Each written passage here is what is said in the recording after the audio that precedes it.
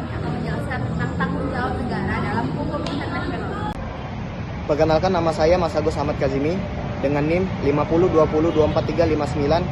Dalam PPT kali ini kami akan menjelaskan mengenai konsep dasar dan prinsip umum, bentuk penyelesaian dan contoh kasus.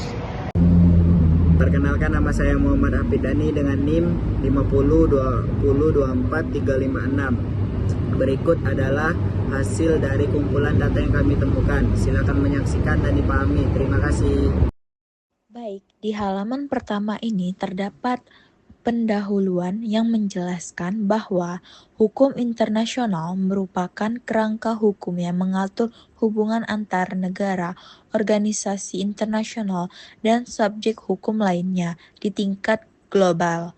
Dalam sistem ini, negara sebagai subjek utama hukum internasional memiliki kewajiban untuk mematuhi norma-norma yang berlaku, baik yang bersifat bilateral, multilateral, maupun universal. Salah satu aspek fundamental dari hukum internasional adalah konsep tanggung jawab negara yang mengatur konsekuensi hukum atas pelanggaran kewajiban internasional oleh suatu negara. Konsep ini menjadi pondasi bagi penegak hukum internasional, memastikan bahwa negara tidak dapat bertindak sewenang-wenang tanpa akibat, serta mendorong akuntabilitas dalam hubungan internasional. Di lembar selanjutnya, kita mulai dulu dari konsep dasar ya. Jadi, negara itu dianggap sebagai subjek hukum internasional. Artinya, negara punya hak sekaligus kewajiban di dalam hukum internasional. Kalau sampai negara melanggar kewajiban internasionalnya, otomatis muncul yang namanya tanggung jawab hukum. Nah, akibatnya negara tersebut wajib menghentikan pelanggaran, memulihkan keadaan seperti semula, dan kalau perlu memberikan ganti rugi. Jadi, intinya negara tidak bisa seenaknya sendiri karena ada aturan main yang harus ditaati. Selanjutnya, ada prinsip umum dalam tanggung jawab negara. Pertama, negara itu tidak boleh menimbulkan kerugian pada negara lain. Ini disebut no harm rule. Kedua, negara wajib menepati perjanjian, prinsipnya pacta sunt servanda. Jadi, sudah sepakat, harus dipatuhi. Ketiga, soal kedaulatan. Setiap negara punya kekuasaan penuh atas wilayahnya sendiri, tidak boleh dicampuri pihak lain. Dan terakhir, kalau memang terjadi pelanggaran dengan negara lain, wajib melakukan pemulihan atau kompensasi. Jadi, prinsip-prinsip ini semacam rambu-rambu agar hubungan antar negara tetap berjalan dengan tertib dan adil. Pembahasan. Di pembahasan ini akan membahas tentang bentuk pelanggaran yang menimbulkan tanggung jawab negara.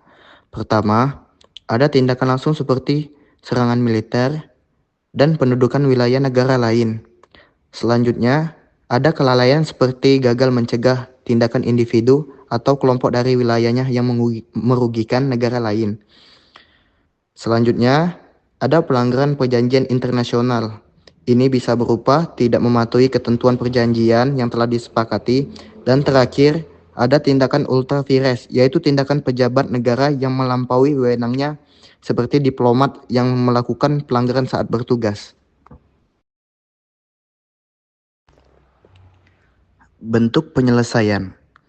Kalau terjadi pelanggaran, penyelesaiannya bisa lewat diplomasi atau negosiasi. Bisa juga lewat arbitrase dengan pihak ketiga, atau lewat mahkamah internasional.